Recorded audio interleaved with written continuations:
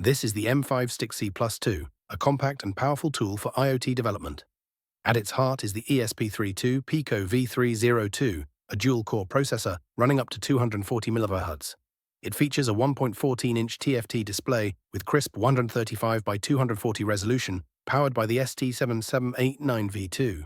You get 2 MB of PS RAM and 8 MB of flash, so everything runs fast and smooth.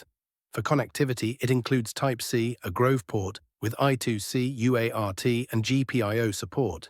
And yes, it's built for portability. With a 200 mAh LiPo battery, you're ready to go mobile. It also packs in the essentials: an LED, a button, a buzzer, a microphone, and a 3D 2.4 GHz antenna. Need wireless features? You've got Wi-Fi, Bluetooth, and a built-in IR emitter.